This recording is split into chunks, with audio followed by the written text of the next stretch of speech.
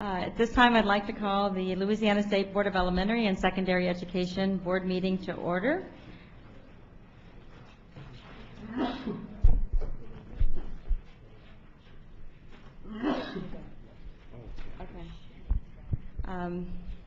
Thank you, Mr. Lynn. Okay, I just called the meeting to order. May I have a roll call? Yes, ma'am. Ms. Beebe? Here. Ms. Beebe is present. Mr. Bennett? Mr. Bennett is absent. Ms. Bofi? Here. Ms. Bofi is present. Ms. Bradford? Here. Ms. Bradford is present. Ms. Dastug? Here. Ms. Dastug is present. Mr. Garvey? Mr. Garvey is absent. Mr. Gio? Here. Mr. Gio is present. Ms. Hill? Present. Ms. Hill is present. Mr. Lee? Here. Mr. Lee is present. Ms. Orange Jones is absent. Mr. Roma? Here. Mr. Roma is present. You have a quorum. Thank you. Our prayer will be led by Andrea Martin of Louisiana Association of Principals, and Pledge of Allegiance will be led by Vala Johnson of Calcasieu Parish School System. Would everyone please stand?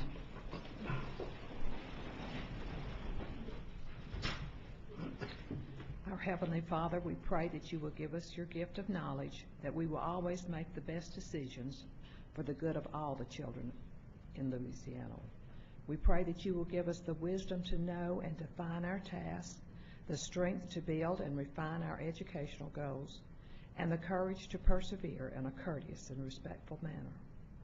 We ask for your direction, that we will make unselfish decisions that affect the educators and the children we serve. We pray that all who are assembled here will have a safe journey home, and we thank you for your past and future blessings. Amen. Amen.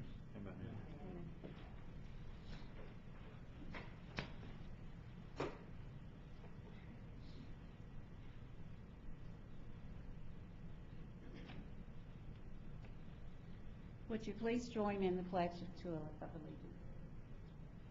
I pledge allegiance to the flag of the United States of America and to the republic for which it stands, one nation, under God, indivisible, with liberty and justice for all.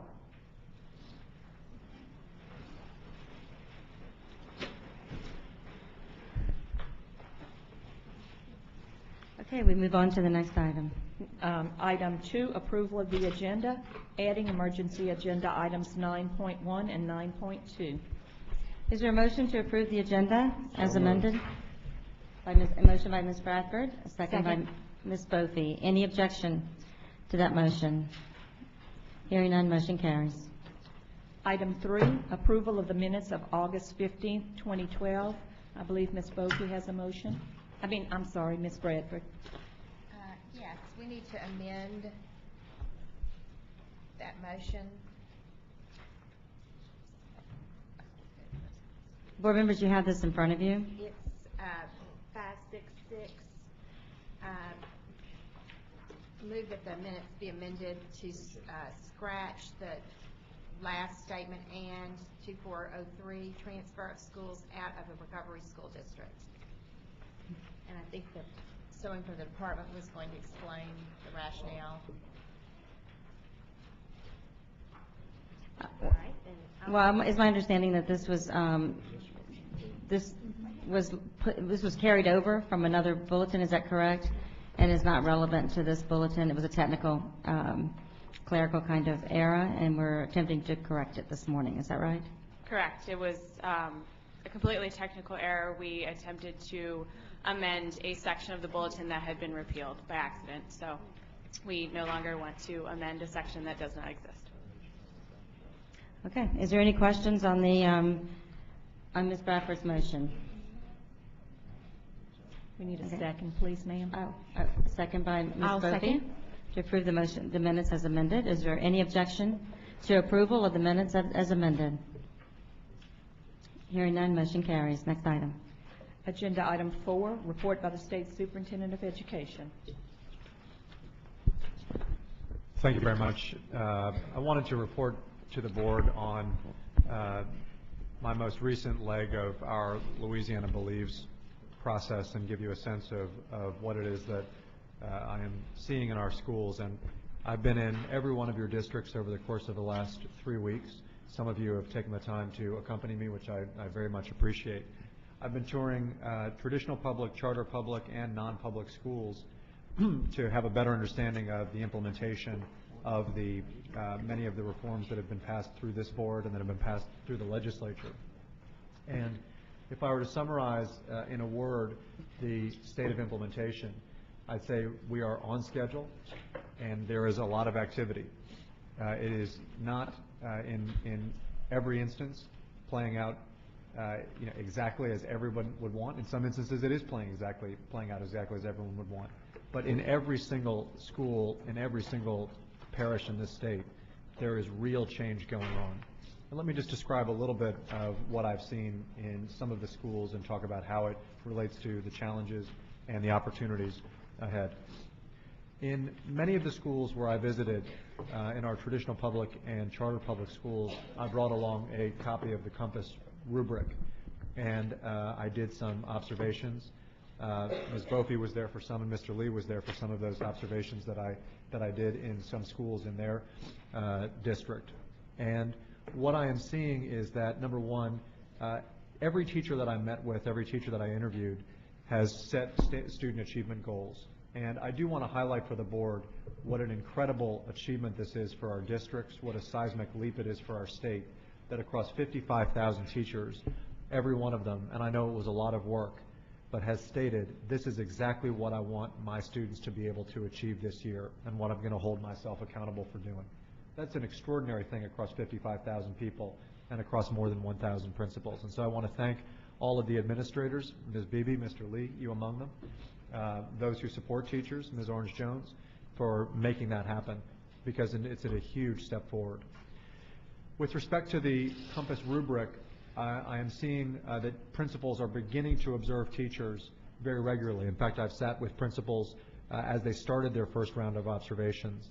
And while I think we need to do more work through our network teams to deepen the understanding of the Compass rubric and to make sure that teachers are really, really working with it, I see glimpses of how it really works. And when you see, for example, I was at North DeSoto Middle, one of the schools in Mr. Lee's district, and literally as we were doing the observation, they used the TAP rubric. But you'll note on the rubric they were using, there is a specific point awarded for a specific amount of wait time that is provided by the teacher after the question is asked. And it was really an amazing thing to watch the teacher literally have so deeply internalized what was on that rubric. And we're seeing that across the state. I think it's fair to say that in the areas of objective setting, in the areas of questioning, we have a lot of work to do in terms of getting to the higher order level of objective setting and questioning. But we're on our way, and it's extremely encouraging. In connection with some of our other changes, I spent time in John McDonough High School in Orleans Parish in Ms. Orange-Jones's district. And I spent time also at Dalton Elementary here in Ms. Hill's district. And both of those schools, as you know, are in the Recovery School District. They are some schools that have not succeeded over the course of their time in the RSD, and so the RSD is seeking a different approach. And while both of those schools are still experiencing struggles, the upward momentum that they're making is extremely encouraging. I spent time in several of your districts in our scholarship schools. And what I learned about the schools that I spent time in is, number one, they are long-standing institutions in their districts. Two, that they have struggles like everyone else, but the teaching and learning is really, really happening. And three, and I think the most pleasantly surprising thing from my time in those scholarship schools is, to a teacher, to an administrator, and to a parent, there was a sense that our scholarship students have become a part of the fabric of those schools and have been warmly embraced and are succeeding in those environments. Will they all succeed? I certainly hope so. That would be an ambitious play, but most important, they're on their way. They're in a good environment, and we've given them and their parents what they need at the outset of this process, which is fantastic. All in all, board members, there continue to be issues that we need to work with. We are on the start of a very, very long journey. But when you're in our schools, I hope that the board can take comfort that change is happening. Change in all of these areas is happening. It's change for the positive. We're always going to have bumps in the road. We've got issues of communication. We've got to make sure we're communicating better as a state and at the district level and at the school board level with our teachers. We've got to make sure there's deep understanding of these policies amongst our teachers. We've got to begin to engage our parents on issues of the Common Core standards. And by the way, I saw an amazing lesson in Natchitoches that was so perfectly aligned with Common Core expectations that I'm thrilled for what that district is doing. But we've got to make sure that every parent understands what Common Core level expectations of their kids will be. So there's big, big challenges, and our advisory committees are really helping us to understand them. Many of them are in that realm of communications. Nevertheless, change is happening. We're in a good place. We're at the start of a long, long journey. And I'll be continuing over the course of the next several weeks to be in schools. I'll report back at the board's next meeting on what we finally learned from that. And I think we're going to turn the corner now toward the long haul of implementation. The long haul of we've gotten things settled, policies are in place. Now it's time to really bear down, support our teachers, inform our parents, and make this thing actually work in the long run for our kids. So I thank you so much, Madam Chairman, for the opportunity to report this morning. All right, thank you. That's an excellent report, and I'm sure that board members have any questions, they can reach out to you about Absolutely. what you saw in their respective districts. We'll move on to the next item. That's board committee reports. We've had a request to take agenda item 8.1, consideration of recognition of Ms. Lynette Thomas, out of order. Ms. Beebe? Thank you. Do you want me to? No, you can do it from your seat. Oh. Well, at this time, I would ask Ms. Lynette Thomas to come forward. If this microphone is live, you might want to do it that way. Okay, why don't you go down there? Okay.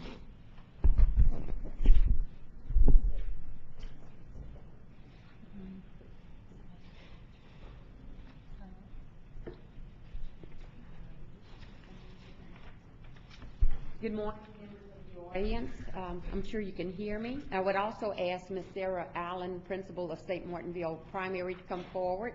I have great pleasure of introducing you to Ms. Lynette George Thomas, who is a cafeteria food service manager at St. Martinville Primary. And Ms. Thomas participated in the session, the Food Network channel Chopped, and a very strong competitor. She was first runner-up in this competition, and I thought it would be fitting to present her a resolution to ask BESE, and thank you, members of the board, for affording me this opportunity to present the resolution. It not only brings recognition to the St. Martin Parish School District, I also feel that it brought recognition to our state and that it was nationally televised. So at this time, I would like to read the resolution.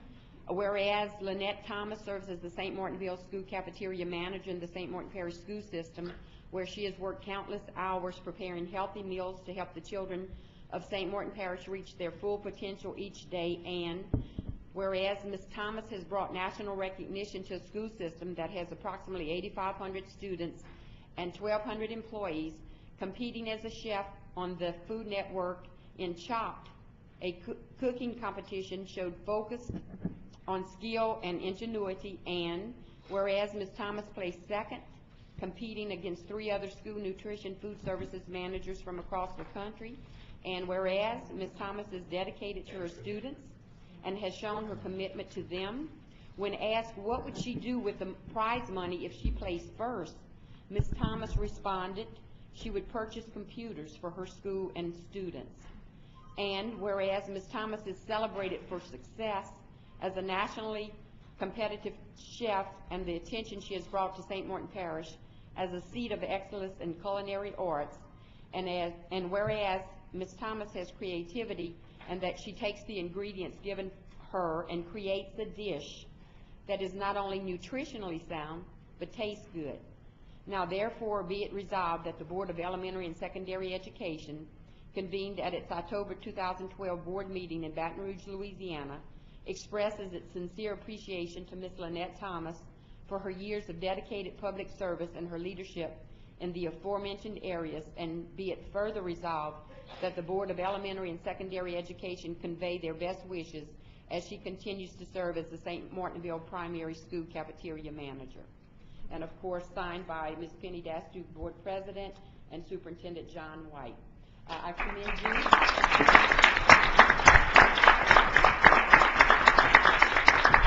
I also want to say that Ms. Thomas goes beyond cooking and preparing the meals.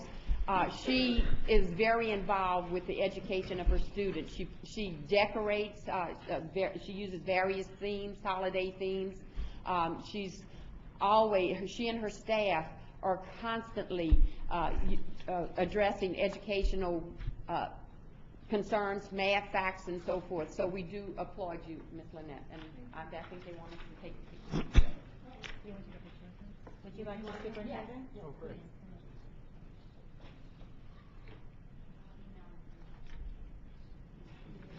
We'll step down.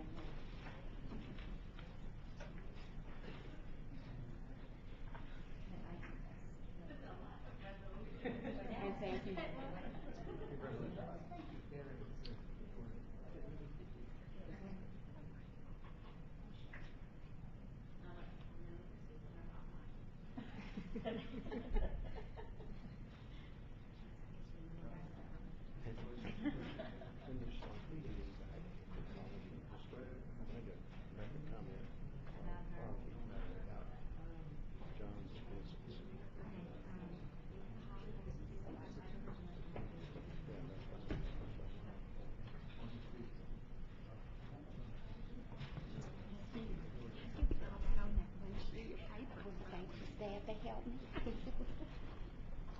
That's very nice.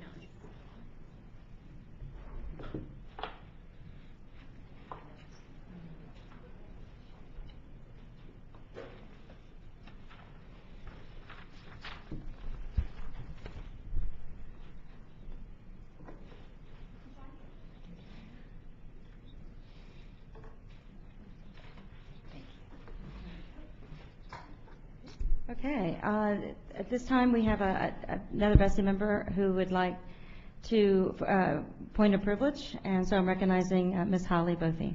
Thank you. Some of you will realize that we have a person missing from the front row this month. Jason Weil was a regular BESE member and also a graduate of Abbeville High School, where I went to school. He was an advocate for people with special needs and also for good government. Jason unfortunately passed away in a car accident on October 3rd. And I don't know about you, but I sure am missing him from the front row. So, thank you. Thank you, Ms. Bothy. The staff has purchased a sympathy card for the board members to sign, and we're going to make sure that it gets to his family. Thank you. Okay, Mr. Lee has a point of personal privilege also. Madam Chair and members of the board, I wanted to express appreciation to Mr. White for making whirlwind visits.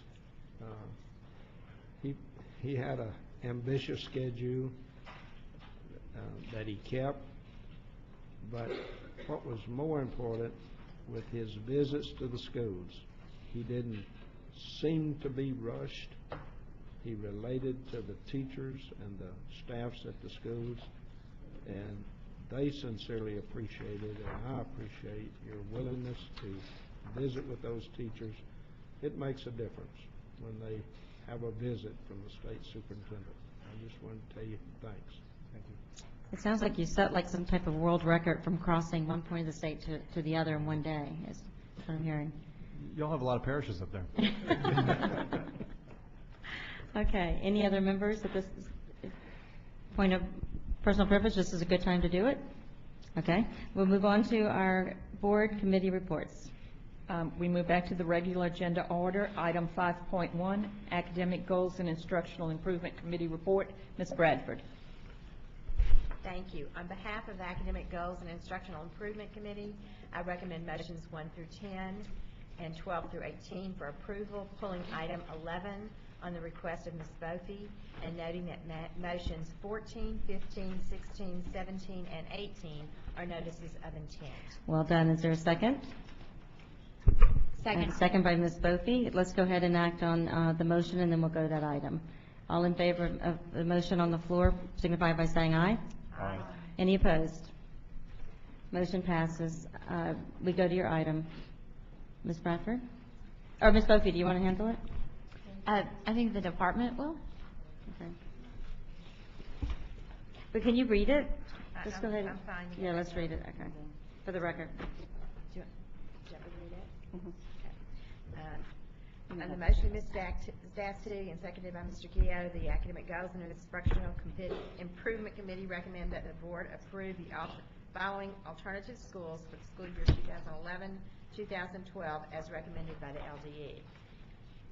Jeff, do you want me to read the list? Okay, so thank you. What's the,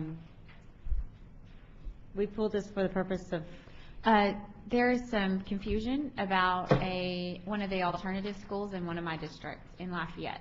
And so the department is going to follow up with the district and make sure that we have this corrected. so you're asking this item be deleted from the committee agenda? And Not the entire item, it's just this one school. Which is? The Opportunity School from Lafayette Parish. so how's the department Is that right? recommending that this be handled? We are asking that the Opportunity School from Lafayette Parish is deleted from the motion lists all of the schools that were approved. We're asking to delete the Opportunity School so we can work with the parish to relieve the confusion, and we'll bring that school back in December with the right name. Okay, so, Ms. Bothy, you made that motion? Yes, To ma'am. approve this item, deleting that one school. And is there a second? Second. Thank you. Second by Mr. Lee. Any opposition to the motion? Hearing none, motion passes. Next item. Next item, 5.2, Administration and Finance Committee. Mr. Lee. On behalf of the Administration Finance Committee, I move that we approve items 1 through 61 in Globo. Item 62 will be handled separately. Okay, so we have a motion by Mr. Lee to approve items 1 through 61. Is there a second? Second. Second by Mr. Gio. Is any opposition to that motion?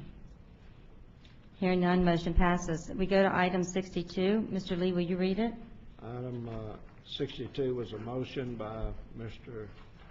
Gio, second by Ms. Dastu. The Administration Finance Committee recommends that the board receive the proposal on the development of a rule-making document for BESE.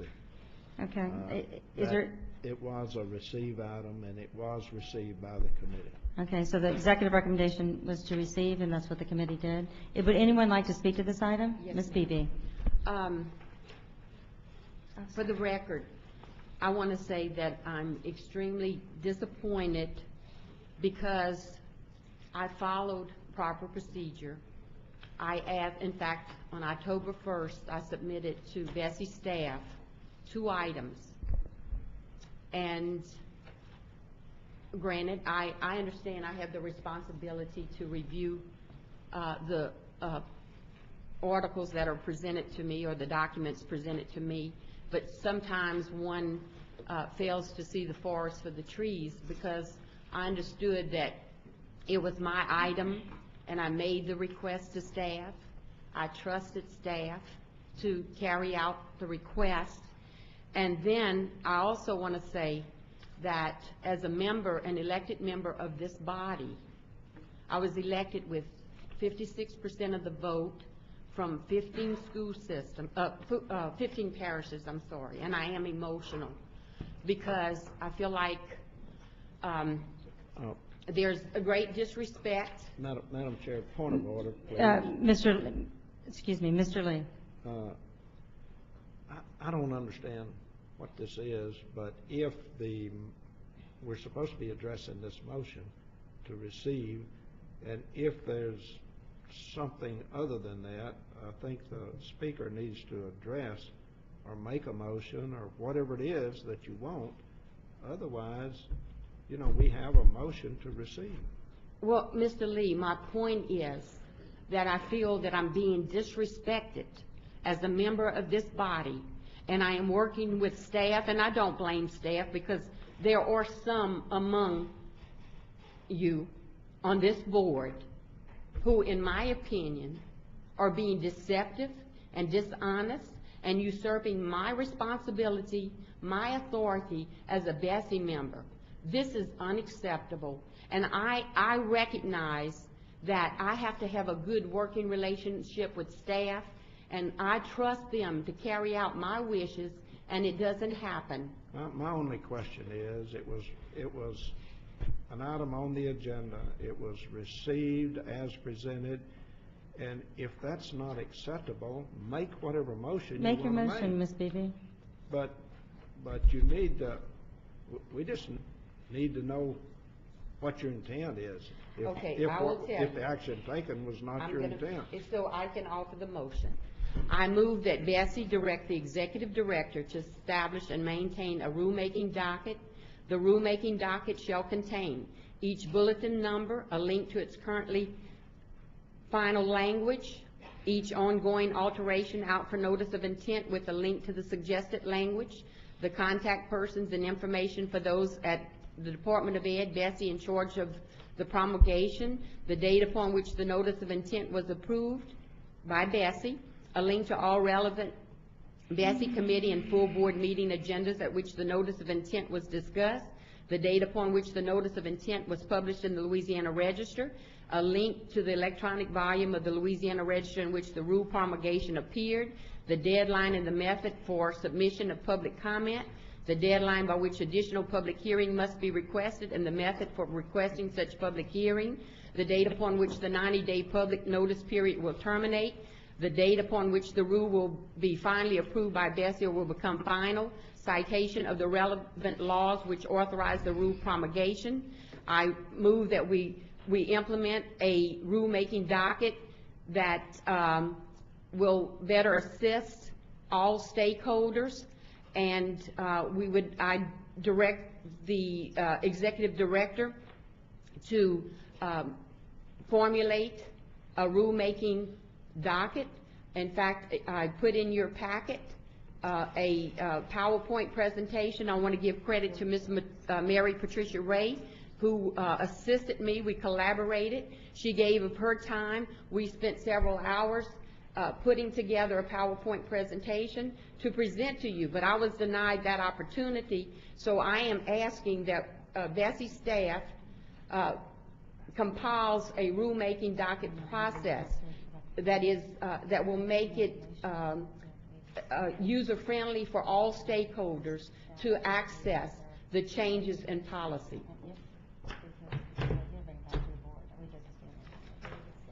Is there a second to the motion? I'll second. Okay, did staff get that motion? Okay. I'd like to make a substitute motion. Okay, Mr. Romer. I'd like to make a substitute motion to refer this item to staff and for staff to come back to us with recommended changes, if any, based on the suggestions of Mrs. Beebe. Second. Okay, we have a substitute motion, a proper first and a second. Is there any discussion on the substitute motion? Madam Chairman? Mr. Garvey. Yeah, I would, in researching this issue, please look into how many extra man-hours it will take to maintain this kind of a program. I will make sure that the executive director gets that message. Okay. That request. Any further discussion on this item? I'll just close quickly since I made the original motion. Yes, Mr. Romer. There may be many valuable suggestions in Ms. Beebe's suggestion. I have no idea. I have not really had a chance to study it, so I would like the staff to take a moment to look at it and explore it and come back to us with appropriate, if any, recommendations. Thank you. Okay. Any further discussion on this item? Ms. Yes, Beebe? and Mr. Romer, I do thank you, and this is what could have happened from the beginning, but again, I was denied the opportunity to present. Okay, in all fairness, I think Ms. Beebe has made a very serious allegation toward either BESE members and or staff, so I'd like Ms. Posniak to talk about what the executive recommendation that was on, the recommendation on the exec rec, was that in proper form? Yes, typically, I mean, if you take a look at any other report that comes in, whether it's in administration or finance, I did not formulate this executive recommendation, but typically on any report, it would be listed as a receive item. That is not to prohibit a board member from making an additional motion if there's a presentation. So I think, for instance, yesterday, we saw this happen yesterday in academic goals with the presentation of the professional learning standards. That item was a receive item, but you had a board member make an additional motion regarding having this item referred to another meeting for the board to potentially endorse in the future. And so this is just typically how any report is given in the packet. It's listed as a receive, and board members are, of course, welcome to make any motion that they wish to. Okay. Follow up, please.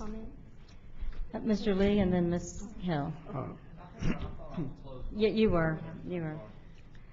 You can call the question. Okay. I object to him calling the question Okay. after he makes a comment. That's fine. No, but Okay, Mr. You go, I don't mind. I thought I was closing, that's all. Oh, okay. So, go ahead. I just think this whole thing needs to be looked at objectively, and if it, whatever merit it has, let's give it. Whatever it is not reasonable, we shouldn't, but we need to go about it objectively and have a process for changing policies as they need to be changed. Ms. Hill. I'd just like to make just a comment that as a new BESE member and maybe as the president of the board, and I can charge you with the Ms. Destu that we may have maybe a more intense policy training, because as a new board member, I see things happening on the board with various policies. Some policies, we go through these changes. Some policy doesn't have to go through these procedures. And so there's no consistency to me in reference to how we are making decisions as going forward with the policy-making process.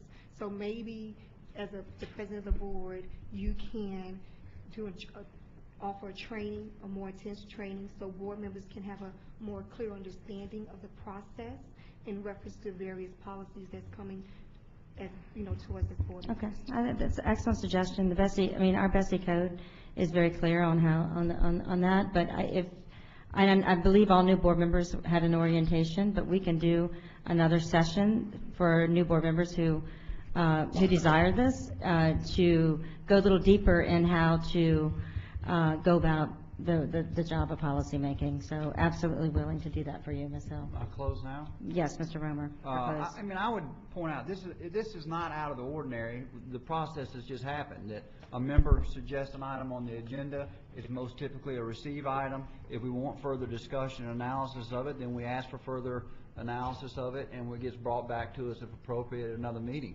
This is a pretty standard procedure. That's all we're following now. Right. Okay. Okay, we have a substitute motion, a proper substitute motion, and second on the floor. All in favor say aye. Aye. Any opposed? Hearing none, motion passes. Next item. That completes my short report. Thank you, Mr. Lee. We go to the next committee. Yes, ma'am. Item 5.3, Educator Effectiveness Committee, Ms. Hill. On behalf of the Educators Effectiveness Committee, I recommend approval of motion 1 through 5. Okay, we have a motion by Ms. Hill. Is there a second? Ms. Beebe? I'll second. Okay, Ms. Bophy? Okay, we have a proper motion and second to approve this committee minutes. Is there any objection? Hearing none, motion carries. Item 5.4, School Innovation and Turnaround Committee, Mr. Garvey. Yes, on behalf of the School Innovation and Turnaround Committee, I'd like to move for approval of items 1 through 7, noting that item number 7 is a notice of intent. Okay, we have a motion to approve this item. Is there a second? Second. A second. Okay, there we go. Second by Mr. Gillo. Is there any objection to the motion on the floor? Hearing none, motion carries. We move to Board Advisory Council reports, items 6.1, 6.2, and 6.3.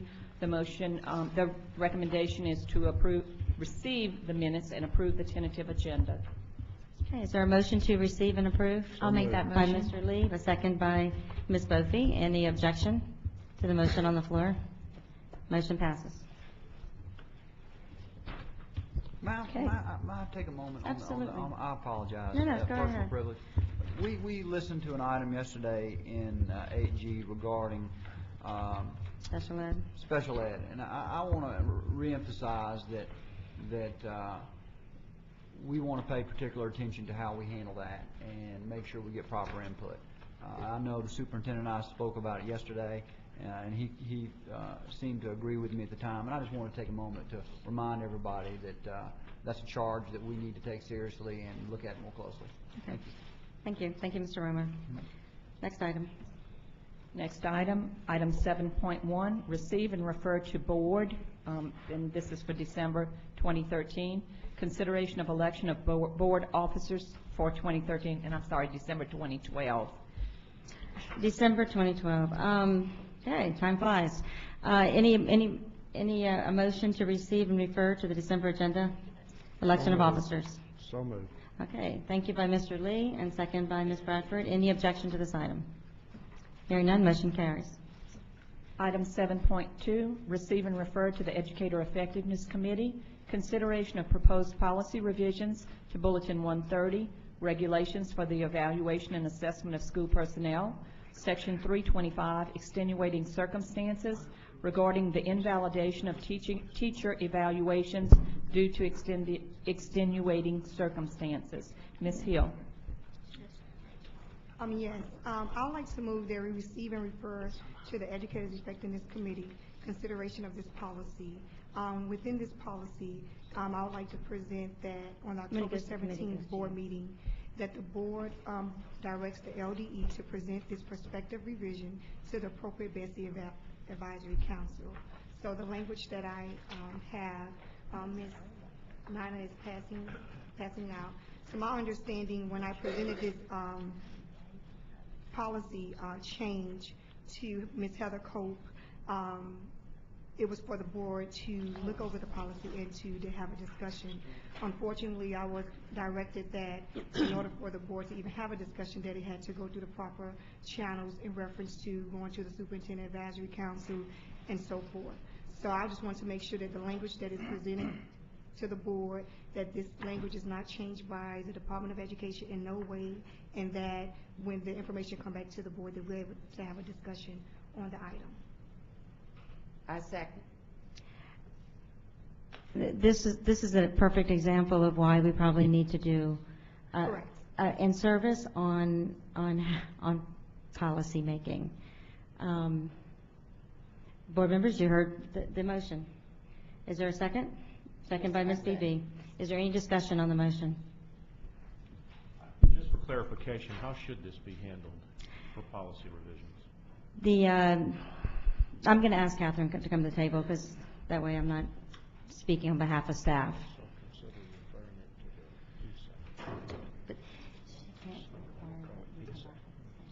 Originally, this had been submitted for the board's consideration at this meeting, but typically all notices of intent do go through BESE councils and come through a committee. So the executive director worked with Ms. Hill on making this a receive and refer item. That's how this one is being handled.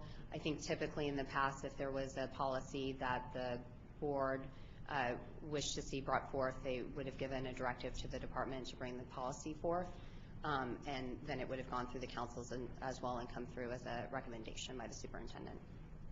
What about the drafting of bulletin? Is that typically done at this point of the policy discussion? No, if there's any drafting of policy language, it's usually via a directive to the superintendent to bring forth that language, as he's an agent of the board in bringing forth those policy recommendations. Typically, BESE staff only bring forth policy recommendations that are about the internal operations of the board. Okay, so this is unusual. Yes. That said, it's unusual for a board member to bring it forth, but we still need to go through the receive and refer process. Okay. Madam Chairman? Mr. Superintendent. If I may just make a comment. I too, it is my impression that this is atypical for the way that policy has been made in my time in this position, which is that we receive a directive, i.e. a policy issue is referred to us, and then we come back with recommended policy or not, if not appropriate, to the board. But I did want to say that irrespective of that, we're implementing this COMPASS system across 55,000 teachers and across 1,500 principals and however many other administrators. And it's natural that issues emerge over the course of the time that just need to be looked at. And I don't think as a department we're averse to looking at this or any other issue that's raised. Doesn't necessarily mean there needs to be policy created in response. Maybe there does, maybe there doesn't. But we're certainly not averse to examining the issue that's raised.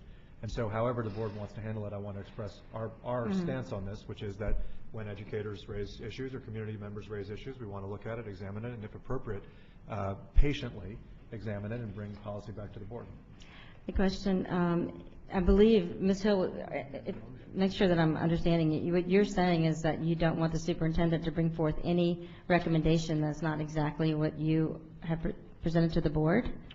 So what would be the purpose of actually taking it through the process if this is the only form that you're willing to see as the end result? However, there have been discussion with the department in reference to this particular item. And they were trying to compromise with the Department of Education. So as a board member, it was presented to me to represent those constituents. And so they were not able to get any concrete or sound compromise with the Department of Education. So that's why I'm bringing it forth as an elected official from my constituents who've come to me asking me for support. And if you guys want to send it to the Superintendent Advisory Council, I'm fine with that. If I have to go through the proper channels, I'm okay with that. But that's the reason why I made the motion the way that I did. Do you want it an up or down, either this or nothing, or would you prefer? Because the board typically what they do is they hear recommendations from the superintendent around policy questions and issues. Okay, well, let's do this. Let's send it to let the superintendent make his recommendations.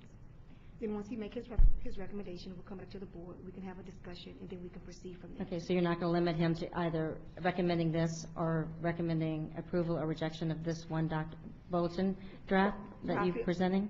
I feel that once he makes his recommendation, that it still go through the Superintendent Advisory Council, at least giving them the opportunity to look over the information as well, since they are superintendents of various districts.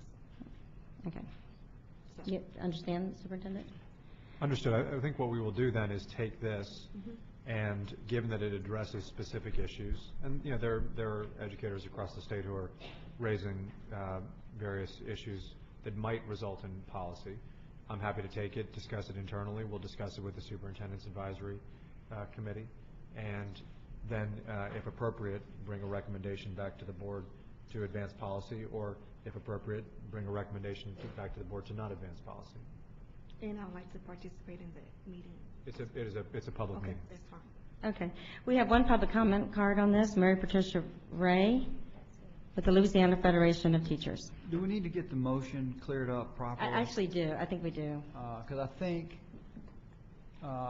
you should probably withdraw your original motion and restate it. That's my opinion, just so it's clear for the record on what the motion is or is not. Okay, so we want to do public comment first, or? Then Well, why don't we listen to public comment, and you can think about how you want to restate your motion, because it is different. Your original motion is different from what you just agreed to with the board. So the board's going to act on it. They need to know exactly what you're asking for. Ms. Ray. My name is Mary Patricia Ray. I'm with the Louisiana Federation of Teachers and School Employees, and I just really wanted to come before the board today and say thank you, because I think this issue is incredibly important, and I'm really proud to see our BESE board addressing the needs of members of our armed services and the most vulnerable among my profession, expectant mothers, excuse me. And it's just really exciting to see policy that's going to assist folks in knowing that when they're out of the classroom, they're not going to be docked for the things that are really out of their control when they're not there. You know, when you do experience a pregnancy or military leave in a year, it doesn't mean you're not going to have a sick family member. It doesn't mean that you're not going to have another accident. And I think that it's really important that this board is going down the path of addressing the varied needs, and especially I'm so proud that we're finally going to do something that's helpful to members of our armed services in terms of this compass review and expectant mothers in our schools. I think it shows a lot of respect for the teaching profession at a time when that respect seems to be waning a little bit. And so I think it sends a very powerful message to the members of my profession that I know you're going to do the right thing on this issue, and that you're going to work together to create policy that really assists them. And I'm really excited to be part of that conversation as a stakeholder. It rarely happens, so I've been really excited about this process. I want to thank Ms. Hill for presenting this motion to you all. And I do just want to point out that we often hear the board pass policies that are contingent on changes later or going to the proper commission or council later on. And it is slightly disheartening that in this case, on a policy that is such really a no-brainer, I mean, it's helpful to members of our military and expectant mothers that we're waiting to send it to the right council first, instead of doing what's right now, and if it needs adjustments, talking about those adjustments later, as it seems is the normal practice of this board. But nonetheless, I want to say thank you. I'm excited to work with all of you on this issue, and we're really looking forward to the working relationship we might be able to develop around this issue. So thanks a lot, Ms. Hill, and thanks to the board. Ms. Ray, can I just ask you just a quick question? First of all, I want to thank you for your comments. I do agree those are important issues. The policy that currently exists does have a provision around the number of days that someone has to miss and then would be exempted from this process. So it's already been considered to some degree by the board, but I take your point around these important groups of professionals. Just before we, so that I understand who to engage in the process, what role did you and the Louisiana Federation of Teachers play in drafting this specific language? The language of this rule was put together by Ms. Hill, and it seems to me to be some kind of compromise between the 30 days we used to have and the 60 days that we have now. I think, is that right, Ms. Hill? One of the I just wanted to just so I understand who to invite to the Oh, I hope that you'll invite many stakeholders. You know, all educators should be interested in this issue. It's a public meeting. Did you not play a role in drafting this specific language?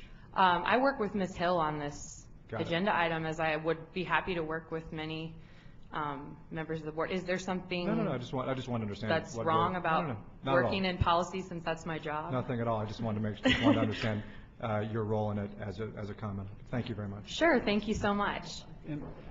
Mr. Berman. Yeah, and I appreciate your comments. Certainly the issues of military leave, et cetera, should be considered carefully. But to also pretend that this language doesn't have a deep impact on the policy is incorrect. That's not a fair characterization of what we're considering today. And what we've said is we've asked the department to go consider this issue and come back to us with a policy. It's actually, there's a lot of language in this recommended policy language in front of us today that can be defined in many different ways and have broad impact on overall policy. So what we're doing here today is actually the responsible thing. So I appreciate Ms. Ray's comments right up to the end when she suggested we were doing this improperly. In fact, we're doing this properly. So I want to thank you for your time. And I just wanted to state, I guess for clarification for Superintendent White, that when I received the emails and the calls from these various individuals that are in the military and even some that are teachers currently that are on maternity leave, these are some of the issues that they raised. And so the bottom line is that, you know, the issue is that some of these teachers, you know, just because you're in the military or you have to be out for maternity leave, that's nothing should, you know, it's like a safeguard for them. And I think that we need to take that in consideration as some of us as board members on the board that are mothers, and even those who may be a part of the military or have family members that are, you know, active or inactive military members as well. So that's the reason why Absolutely. I decided to assist and help in any way that I can. It's an important issue. It's an important issue. While we're I'd like to speak. Superintendent White, and as you move forward, I do want to say as a personnel director, I certainly value the teacher and understand that the quality of the teacher makes a difference. And as we look at the policy, oftentimes when these individuals go on maternity leave, as the personnel director, I'm responsible, or the principal in many instances will secure a substitute teacher. And as I pointed out yesterday, it's somewhat of a challenge to find another certified teacher. I make every effort to do so. In many instances, I have to get a degree person. Sometimes that is not possible. So for those 6 weeks, I may have someone, John Q. Public, with a high school diploma, and that teacher's value added score would certainly be reflected. You understand? So that's the issue. I certainly understand the issue. It's an important one. As you know, there are already rules that exist around when those data are invalidated. This board has passed those rules. But look, I think we should take a look at this issue. I thank Ms. Ray for assisting in the formation of it, and Ms. Hill for you bringing it forth, and we'll look at it and we'll bring something back to the board. Okay, but it's not just item B. I mean, there's also an item C that sets up an appeals process. Is that new language that is also being proposed, Ms. Hill? I believe it is. Yeah, where the board would actually become an appeals board for any teacher who was unsuccessful in getting an appeal through the superintendent? So board members, this is very impactful on us. So please read this. And the reason why I feel that, there are issues that may have transpired, and I feel that as a board, we are responsible for hundreds of thousands of teachers that we represent throughout the state. So just in case if, their district is not doing what they're supposed to do or may not follow the policies or procedures, that they can at least come to the board and appear to the board, and we can make those decisions as board members and listen to their stories. I think that that's what we're here to do, just like we did yesterday with some of the individuals that were trying to receive, their certification back. So that was the reason for the appeal. Okay. But I think that point, I wanted to give you the opportunity to explain that recommendation also. Yeah. Okay. Is there a need for a revised motion? Oh, I'm sorry, Ms. Bopey. There was a comment about the respect for the teaching profession waning, and I just want to say that I think if we fail to address this when comments like this are brought up, then there's the assumption that we agree with it. And there's not one individual that I've encountered that does not respect teachers and what they contribute to society. And I do regret that the changes that are being made in terms of educator workforce are perceived as disrespect for the profession. But in my mind, and I know with the people that I interact with, it's not the case. Thank you, Ms. Bopey. Ms. Hill, I'm being advised that staff needs a clarified motion. Okay. To my understanding that I was just told by the executive director that it was okay to keep it as is, but if you want me to, I can At least reread it. If you don't mind, I'd like to hear it again. Okay, well, I'll make a motion that we receive this item. Okay. And that we refer it to the Louisiana Department of Education and to the Superintendent Advisory Council on Bulletin 130 on regulations for the evaluation assessment of school personnel, and that it comes back forth to the board for discussion. Okay. That's fine. That sounds good. Okay, is there a second by Ms. Beebe? Any objection to Ms. Hill's motion? Hearing none, motion carries. Thank you. Next item. Yes, ma'am. Agenda item 8.2, consideration of the appointment of Ms. Ann Allen to the position of Associate for Constituent Support and Special Projects for the Board of Elementary and Secondary Education, effective August 20th, 2012. Mr. Lee. Madam Chair, I move that we, for approval of the appointment of Ms. Ann Allen to the position of Associate for Constituent Support and for Special Projects and for whatever other duties that might need to be performed. Okay, I have a motion, and it's effective August 20, 2012. Second by Ms. Bradford. Is there any conversation about the motion? Well, I have Ms. Bopey and then Ms. Beebe.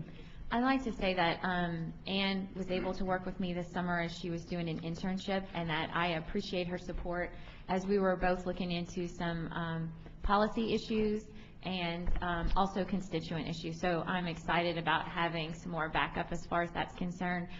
In listening to you guys, I know that our populations are all the same with our BESE districts, but I understand you have more school districts than I do, and I'm sure that you'll also appreciate that extra support. Thank you, Ms. Bopey. Ms. Beebe. Yes, and I certainly want to say that Ann has worked very well with me. However, this is not anything to do with Ann, but just for the record, what is the salary of this position, and did we look, did we open the position, advertise, I guess I should say? I cannot speak to the salary. That information can be provided to you, and it's my understanding that that's at the discretion of the executive director on unclassifieds whether or not it is advertised. So I can ask the executive director when she returns to provide you with that information. And I would like that to come forward with future appointments that we be provided with salary. With salary. Okay, Right. please note that in the minutes. Yes. And also, I just want to point out that, if you want to know what is being said in the trenches, there is great concern with the appointments made by this board and in the Department of Ed as a whole, that, you know, it's like limited opportunities for individuals to apply. So I just feel that you as a board should know. I just want to comment in response. Are you saying that the state laws regarding public notification of certain positions, civil service rules, have been violated?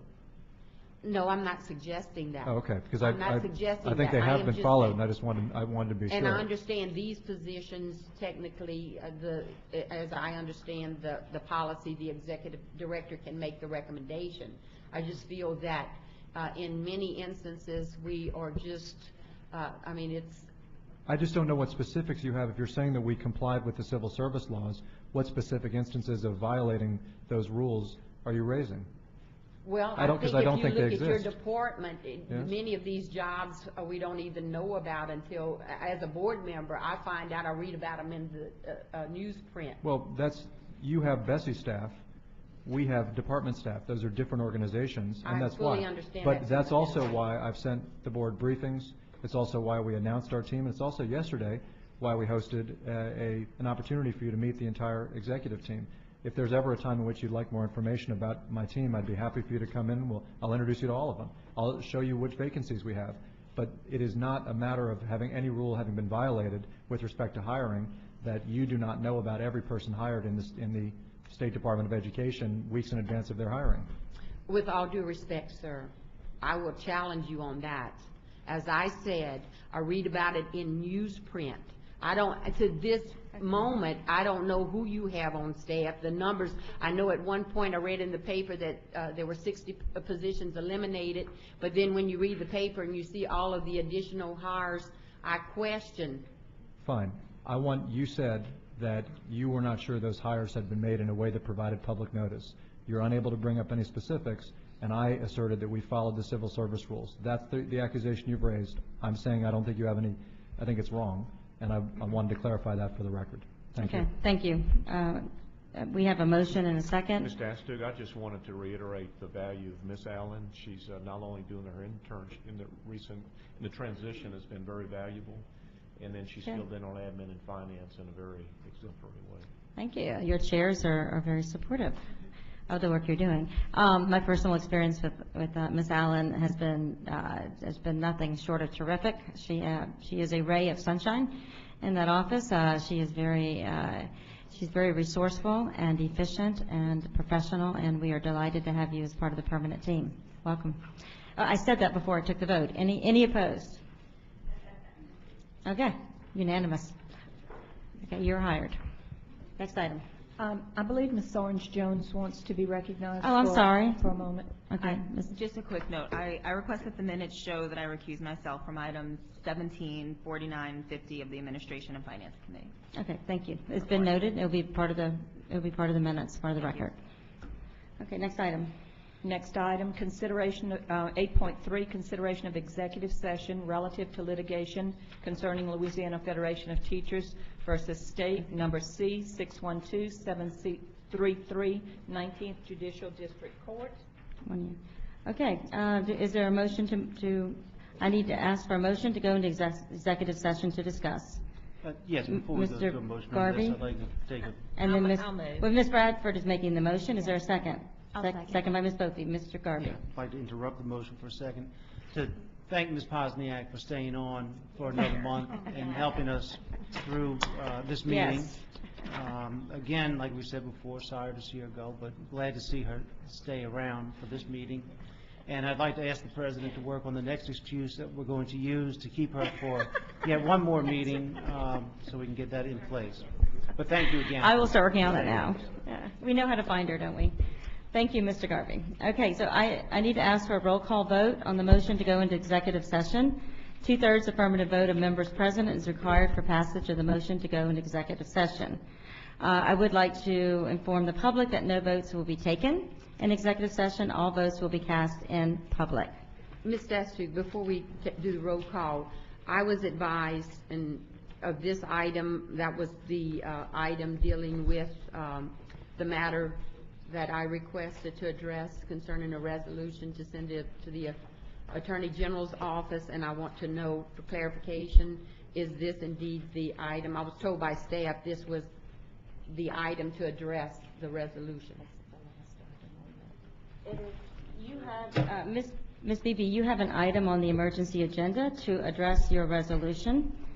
I am well aware, but Okay. prior to that item being addressed on the emergency agenda, I was told by staff that this item was to address the concern I have and the request to send a resolution to the Attorney General's office. I'm going to ask Ms. Posniak to speak to that, and I can also, but I will start with Ms. Posniak. I mean, what I would say here is that the reason why the board is going or requesting to go into executive session is because the issue that was brought forth is related to pending litigation, and if there's any discussion or clarification that the board needs, they should go into executive session to discuss. And that was upon the advice of our attorney? Yes. Okay. When your submission was, when it was made, after it was reviewed, it referred to litigation, and this agenda item was created. There's nothing to, I think it would be wise for this board to take this opportunity to go into executive session, and I disagree, because I spent hours revising, so there would be no language relating to any litigation.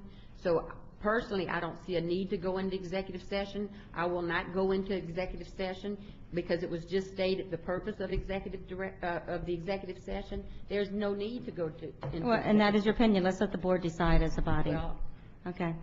So we have a motion, we have a proper motion and second on the floor to go into executive session. All in favor say aye. Well, we need a roll call because it's 2/3 vote to go into executive session. I'm sorry, Ms. I'm just kind of confused. Maybe you can give me some clarity. So we're going into executive session in reference to the resolution that Ms. Beebe presented, and that it had some litigation language in there, and she just stated that she revised it. I'm just confused. Well, it's an opportunity for the board to take advantage of going into executive session on this item. It's up to the board to decide. If you don't want to do it, vote against it. Okay. Okay. Roll call. I do need a, Yeah. are we going into executive session to consider litigation? We're going into executive session to consider an item that's related to litigation, yes. in my opinion, and I may be out of order, this is another attempt to circumvent discussion, public discussion. You have an item on the emergency agenda. Well, then there's no need to go into executive session. Let the board decide. If they Okay. decide not to, if they vote it down, then we'll go on to the next item. For clarification, are we going into executive session for item 8.3? Is that what we're discussing? Yes, sir. Yes. So the board decides. It's on the agenda. It was put on the agenda by your action, Ms. Beebe. Oh, no, ma'am. No, ma'am. I am telling you, staff is responsible for taking my request. This is like, and Ms. Catherine, Heather Cope is the person I communicate, but you're representing her today. I didn't write this. In fact, I don't even know what this language refers to. That's why I asked for clarification from you, Ms. Daskey. And I believe you got it, Ms. Beebe. No. Madam no. Chair. And the Yeah, Mr. game Lee. people play.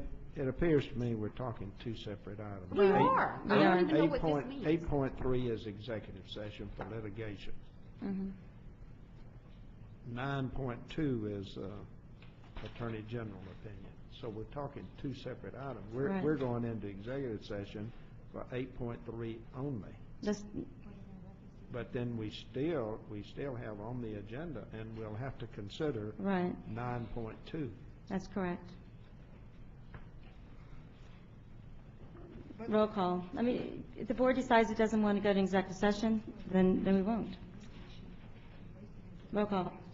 So roll call vote to go into executive session to discuss litigation concerning Louisiana Federation of Teachers versus State Number C-612733, 19th Judicial District Court.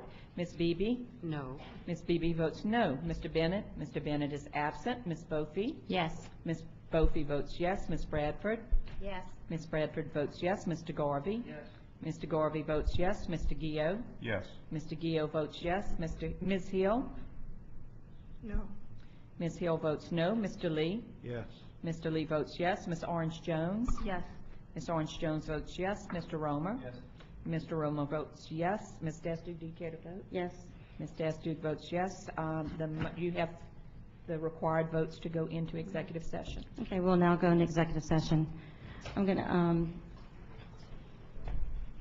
think, do you want to join us? Ms. Ford is going to join us.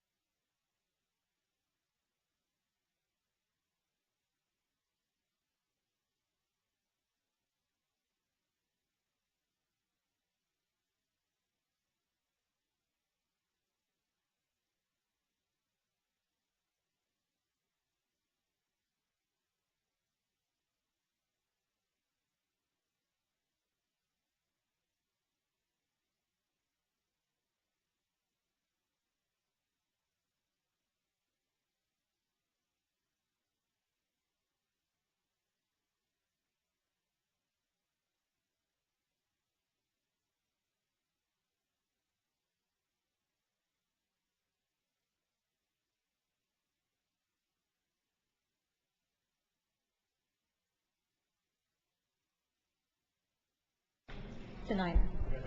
Okay. Okay. The board, board would entertain, chair would entertain a motion to reconvene into regular session. So moved. By Mr. Garvey, second by Ms. Bofi. I don't believe we need to ask for a motion concerning the matter discussed, that because the board took no further action. Is that correct form? Okay. I'm being told it's in correct form, so we go on to the next item. Okay. The next item is item 9.1, consideration of a contract between the Recovery School District and AMI Kids to provide alternative education services to students enrolled in Recovery School District schools in Baton Rouge. I'll move approval. We have a motion by Mr. Romer, second by Mr. Garvey to approve the contract. Is there any discussion? Yes. Okay. I have a discussion. I don't know if the Recovery School District or someone here can come speak on this matter. I found out yesterday in reference to the RSD contracted with AMI Kids. And I guess my question for Superintendent Dobar is, I am very familiar with AMI Kids on several different levels, and my concern are the children. So my first question would be, I understand that you guys are contracting with them in the district that I'm currently representing to provide alternative services for those kids who are suspended or expelled. Before AMI Kids was in place, what did you guys have in place when children were suspended or expelled? Where did they go? Okay, thank you. Good question, and good morning, everyone. Patrick Dobar, Superintendent, Recovery School District. Currently, we haven't had any students that have been expelled. Suspensions have been in-school suspensions. And so what we've been trying to do since, actually, when we were handed the schools, we've been in negotiations with East Baton Rouge Parish because we wanted to try to work on a partnership to be able to use their alternative center.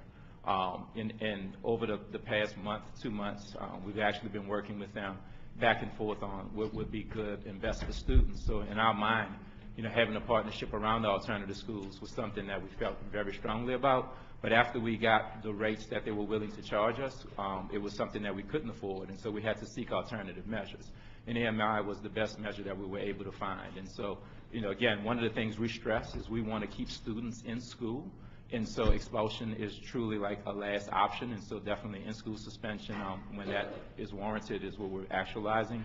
But for right now, we really need to get this done. The timing is unfortunate because, again, we had anticipated that we would be able to work collaboratively with EBR, but once we saw that they weren't willing to adjust the rates that they were proposing to us, we had to do the next best thing, which is actually going into a contract such as this. Okay, so I just want to make sure I have some clarity because I have some concerns. Okay. Because when you look at the AMI Kids program and when you look at what services that they provide and the children that they actually impact from a social work standpoint, I understand clearly.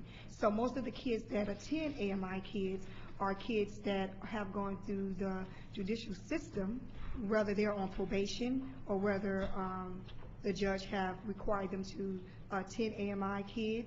And these are kids that have severe behavior issues, and these are kids that have severe criminal history. And so my concern is allowing kids that are expelled from RSD to be connected with those children, the impact that it can have as well. So I'm really concerned about that because I know the purpose of most of their contracts from AMI Kids are through corrections. Yes. And through detention centers. And so these kids, when you look at kids that are expelled, I understand you're going to have the in-house suspension for those kids that may have little minor issues, but for those who may have moderate or not as severe as some of those students that attend AMI, they have probation officers there, it's different. And so I just don't want a child who is expelled from a school to attend AMI, understanding the umbrella of the services that they provide and the students that they serve and the purpose for those students being in that particular environment and why they're ordered to be there. Absolutely. So we realize that AMI does have a variety of services. They have the alternative ed service program. They have different partnerships with school districts. They do have a residential component. And our kids will be in a separate component that addresses their need. And I just want to make certain that, that their personal growth model has been strongly endorsed as the evidence-based model for substance and mental health services. And so we fully vet it, we understand. And then also we do have potential site at the Prescott Middle School site, that if the number exceeds 15 students, that we can actually serve those students at the Prescott site. But we've addressed those concerns. We won't have kids in a situation where they could potentially be, almost put into a position where they may go to a track or a path that ultimately they wouldn't because of being in a certain environment. But we trust that the structure that we've asked and requested from them to put in place, that it is adequate. We will monitor it. But at the same time also, it's about the expectations for what we want from our vendors and our children as well. And so in this, there will be in a component that is something that's different from the other services that they do have. And then again, we can utilize our Prescott facility if we so see the need to segregate the kids further.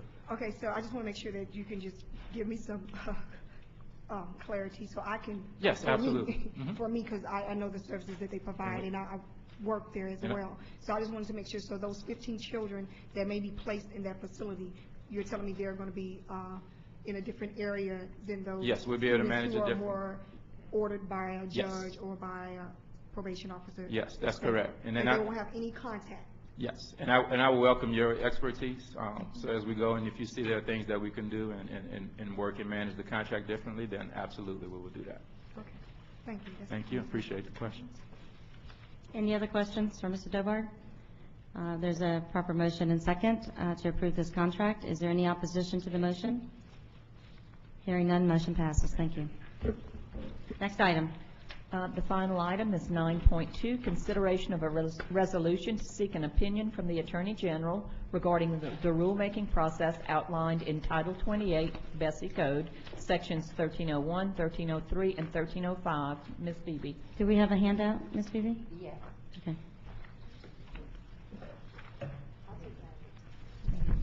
While these are being passed out, I merely want to point out that several meetings ago, we did have a discussion, at which point I stated that I would seek an Attorney General's opinion. Ms. Hill and I met, and we co-authored a letter to the Attorney General, which I've included in your packet.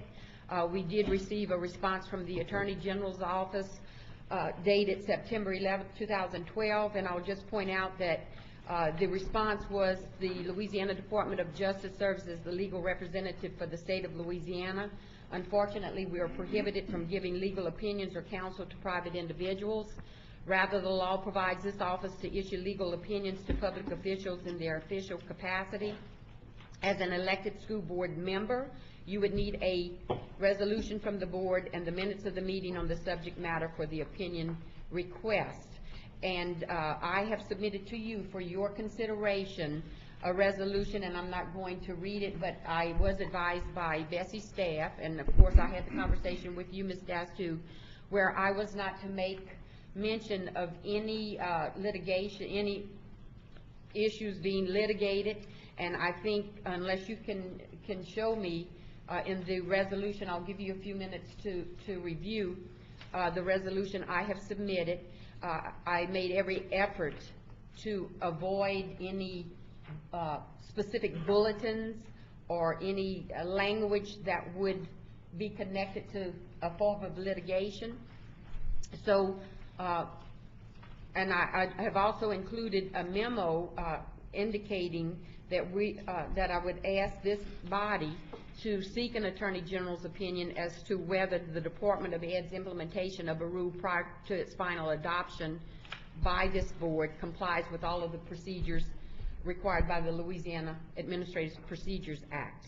And so I'm prepared to offer a motion. I'm sorry. Ms. Hill, you have a question? Why don't let's get a motion on the floor, and then we can open up the discussion. I move that this board seeks an opinion from the Attorney General regarding the rulemaking process. I second. Okay, we have a motion and a second. Is there any discussion to this motion? Yes. I'll go ahead. Okay, Ms. Hill and then Ms. Okay. Murphy. And I would just like to to say that when BB and I intent to draft this resolution was due to the rulemaking process, and with the Administrative Procedure Code, or rather say Act. And the purpose of this resolution is to make sure that we as a board is governing under the law that has stated in reference to the APA, which is the Administrative Procedure Act. And so that is the purpose of the resolution. The purpose of the resolution is just to assure us, for me and BB as new board members, that we are governing under the law. And perhaps we may get a response and say that we are, or maybe not. But just to have, for us, we want to make sure that we have that safeguard net that we are acting under Administrative Procedure Code Act. And so we're just asking for a general opinion in reference to the rulemaking. That's it. Ms. Bothy. Since I'm just looking at this for the first time, the backup that you passed out, could you walk me through what all this correspondence is? Oh, I thought I did. Basically, I've written a letter to the Attorney General's office regarding the rulemaking procedures. I'm giving you a specific account with certain policies that we approve. We're moving forward with the implementation rather than affording the 90 days for the vetting of those rules or proposed rules. And so what I am asking the Attorney General's office for is an opinion to make sure, or to ensure that BESE is complying with the Administrative Procedures Code. Mr. Garvin. Yes. Can someone answer this? Hasn't the school board already presented this question to the Attorney General? Or is in the process of presenting? It was reported in the paper that, at your request, Ms. Beebe, that the St. Martin Parish School Board has passed a resolution? Yes. Requesting this Well, then very it seems same like it would be thing? redundant for us to send the same Well, question no. or a closely related, almost identical question to the Attorney General. I disagree, Mr. Garvey, because I think as a body, and I will tell you, my motivation is, when I was growing up, it was instilled with me, in me rather, to certainly be compliant with rules, laws, policies. And so I am part of a body that I believe to be non-compliant. I may be wrong, but I believe we're non-compliant with the Administrative Procedures Act. And so I feel I have a responsibility to my constituents, to the public, and to you as members of this board to seek an opinion, to just ensure that we are being compliant. And I agree with Ms. Hill. If we are compliant, then there's no issue.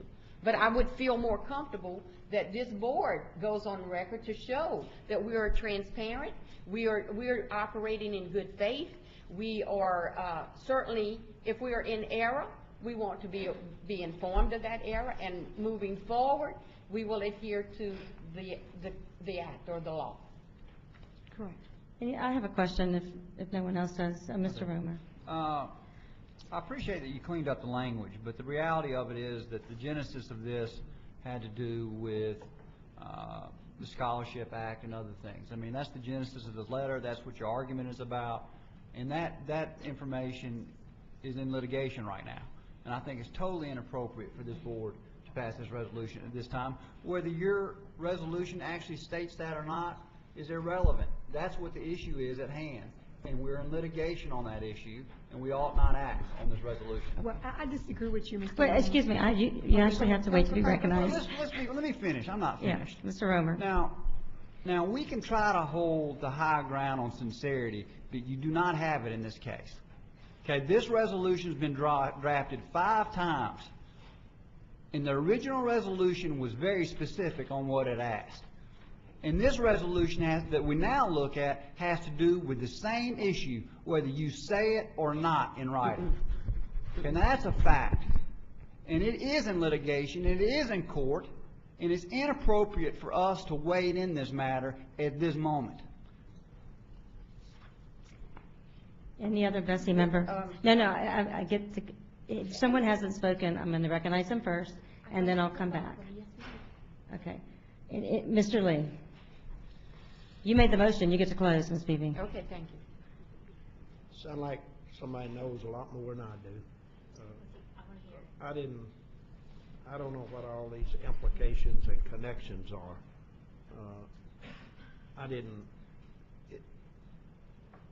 I thought this resolution was addressing some action we had taken and then amended before it became final, but didn't have anything to do with the voucher system. Now, maybe I'm incorrect, but I thought, just on its surface, I don't see anything wrong with this resolution, asking for clarity about our rulemaking.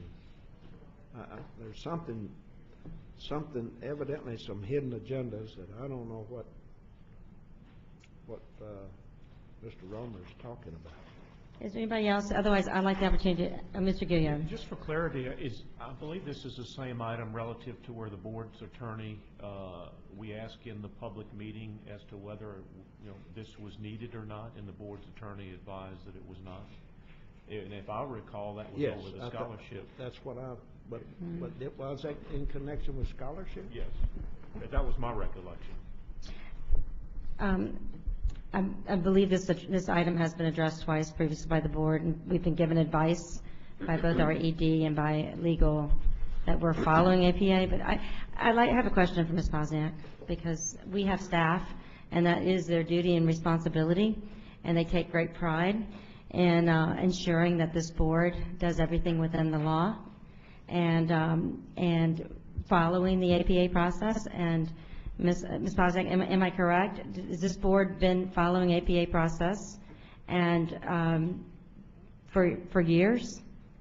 Yes, I mean, that is the function of the board staff in large part, is to make sure that all of the notices of intent that the board approves follows the rules that are outlined in the Administrative Procedures Act. And has the board received advice from you and legal, not once but twice, on this very matter? I'm sorry, on what specifically? I'm not going to, on the decision around the scholarship. Did we get advice from legal and from you on whether or not we were following the APA process? Yes, I mean, and that notice of intent is currently in that process. Okay. Okay, any other questions? Madam Members Chairman. have not spoken. Mr. Garvey? Well, you're going second, although you guys will be third, so, okay, you go. Mr. Garvey. A question. This is the third time that this issue has been brought to BESE. Mm-hmm. We decided twice to not go forward in the direction that's being suggested. Is there any limit to how many more times it can be brought to BESE? Is this... Ms. Bosniak? Is there a limit to how many times a board member can bring something up if they're not satisfied with the board's action? Not, I mean, it is listed, the board member can add items to the agenda. Okay. I mean, can I? Ms. Orange Jones, Mr. Lee, then we'll go back to Ms. Hill, and then we'll let you close. No, thank you. I just want to wrap my head around this because, so if the board has been advised more than once that the issue is in compliance with APA, what is the grounds for believing otherwise? Like, I'm trying to understand what the actual, for the board members who have put this forward, what is it based on? Is it that do you not think that the legal opinion is valid? I'm trying to understand the basis for this being put forward. May I respond, Ms. Dasty? Well, Ms. Hill or Ms. Phoebe, one of you pick. You're co-authors, so one of you decide. I will respond, and for me, I want to say that when we draft this opinion to the AG, we gave examples, and so perhaps the example that we gave was, I guess, to their opinion, was reference to the scholarship program.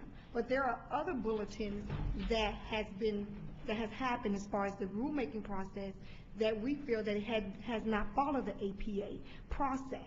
So when we redraft this APO resolution.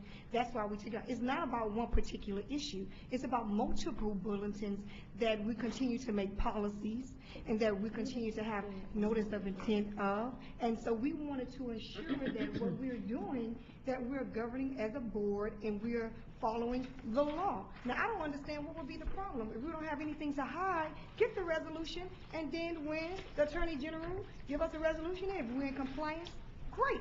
If not, then we need to just make some corrections as a board and have some trainings. That was the purpose, Ms. Orange Jones.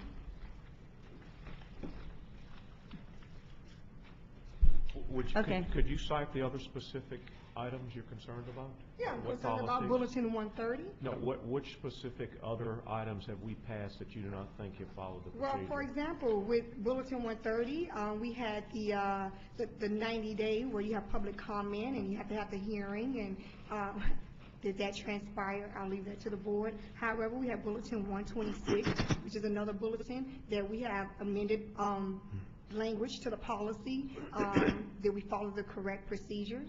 From what I've read and what I've understand, my opinion, no. So I feel that it's not just about one particular bulletin. So at the end of the day, I think that we, as a board, if we are governing under the body that everyone says that we are, what's wrong with getting the Attorney General opinion? You know, I could support that if I didn't know where this originated and it has been tied to the scholarship, which is under litigation. And I think it's a reasonable request if you were to remove that.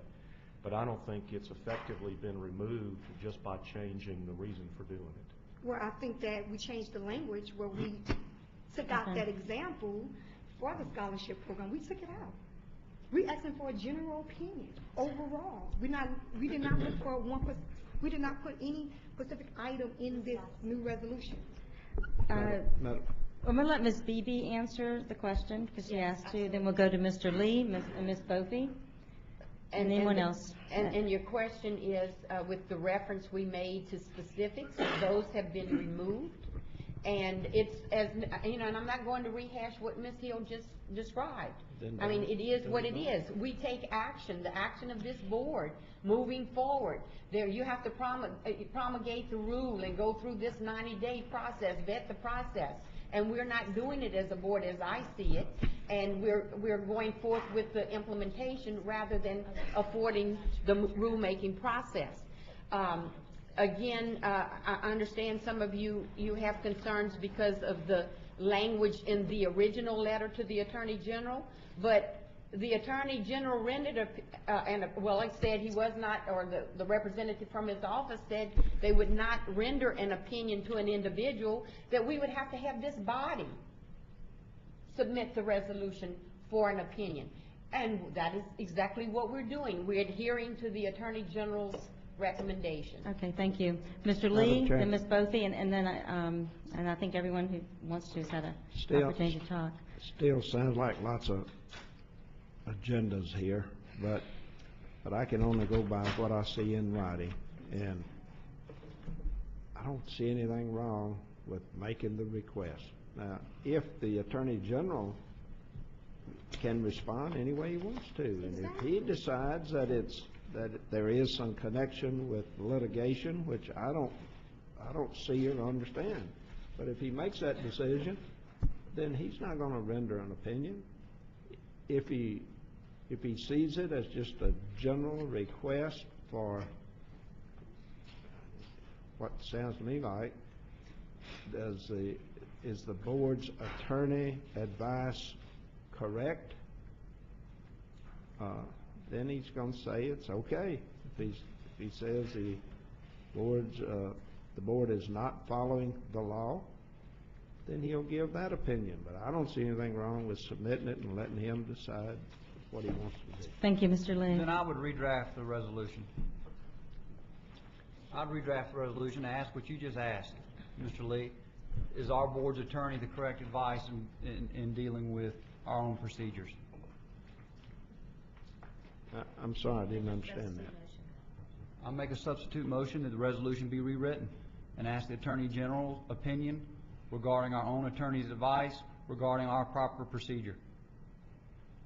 Well, if you read the current resolution, No, I'm Okay. going to simplify this. Okay, there's a substitute motion on the floor by Mr. Romer and a second by Ms. Bradford, but Ms. Bopey wanted the opportunity to speak. I still need to afford you that opportunity. Thank you. I think that what Mr. Romer is proposing addresses the issue. I really struggle, there's lots of different comments going on. I really struggle, one, with the idea that we would be doing things in an incorrect way, and so I do appreciate the role of the staff in helping us make sure that we are following the correct procedures, and also the opinion of our attorney. I do, though, would not want to ask someone to do work that they've already done. So when we were talking about the original motion and asking for an opinion that has already been given to us, I think is something we were talking about yesterday, is duplicating work. And so I do appreciate Mr. Romer for figuring out a way for us, one, to make sure that we're following the proper procedures and letting the public know that we are committed to doing so. Okay. So you spoke to the substitute motion? Both of them, really. Okay, so we need to discuss the substitute motion is on the floor. Ms. Beebe, would you like to Well, speak? yes, and I'm trying to understand, Mr. Romer, the advice of, you're seeking an opinion that the attorney, that the legal counsel. Ms. Beebe, we had clear advice from our own attorney that our procedure was being followed appropriately and correctly to the law. We've got that advice. We, as a board, were presented that from our own counsel and our own executive director. Now, apparently, you don't believe that. I do. See, I don't agree with the resolution. I think we followed proper procedure, and we got the advice of all the appropriate people to do so. You apparently believe we didn't follow proper procedure. Now, quite frankly, this resolution probably ought to be deferred until next month to make sure any language that we present to the Attorney General is the appropriate language. I don't think we have it there now. So do you want to make a, amend your substitute somebody that motion? wants to speak, but Members, my name is Patricia Wilton. I'm from the Attorney General's office. The resolution offered by Mr. Romer, or the substitute motion, certainly goes a long way toward eliminating some of the concerns that I heard some of the board members make. However, I think my predecessor from the Attorney General's office is one of the individuals that you're referring to as the board attorney who gave you all the previous advice that you were doing it right. So I'm not sure that Attorney General Caldwell could answer the question of whether his own employee assistant attorney general had given you proper advice. So I'm not. Okay, so then the premise is incorrect. You have a premise that we've, I say you, Mrs. Beebe and Mrs. Hill, have a premise that we've not followed proper procedure. Our own attorney gave us the advice that we did, the attorney who works in the Attorney General's office. So I think this is unnecessary. You want to withdraw your substitute motion and we'll act on the primary motion? Sure.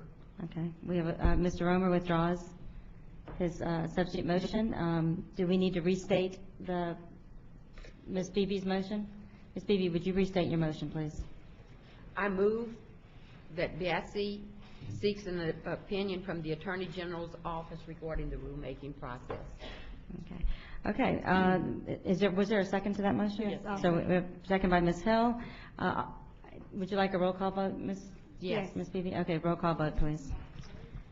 Okay, the motion is by Ms. Beebe, seconded by Ms. Hill, that the board seek an opinion from the Attorney General regarding the rulemaking process. Ms. Beebe? Yes. Mr. Bennett is absent. I'm sorry, Ms. Beebe votes yes. Mr. Bennett is absent. Ms. Bophy? No. Ms. Bophy votes no. Ms. Bradford? No. Ms. Bradford votes no. Mr. Garvey? No. Mr. Garvey votes no. Mr. Gio? No. Mr. Gio votes no. Ms. Hill? Yes. Ms. Hill votes yes. Mr. Lee? Yes. Mr. Lee votes yes. Mr. Orange Jones? No. Mr. Orange Jones votes no. Mr. Romer? No. Mr. Romer votes no. Ms. Dester, do you care to vote? No. No. My vote is no. 1, 2, 3, No 4, and no. 5, 6, 7. Yes and no. The motion is defeated. Next item. That concludes your agenda. Okay, the board meeting is now adjourned. Thank you. Or do I need a motion to adjourn the meeting? No, ma'am. I don't. Meeting's adjourned.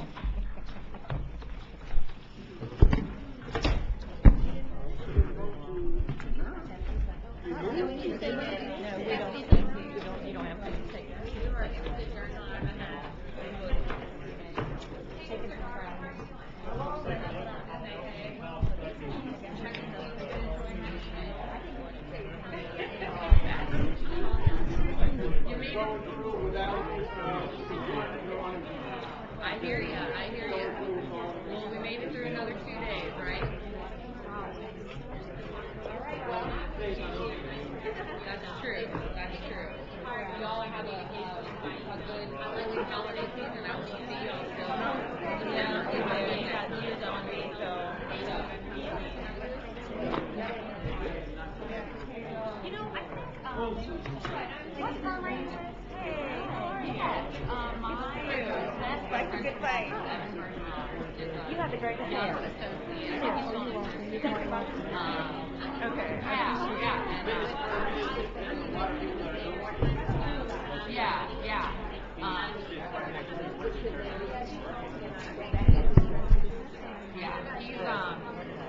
He actually, I had a job waiting for me.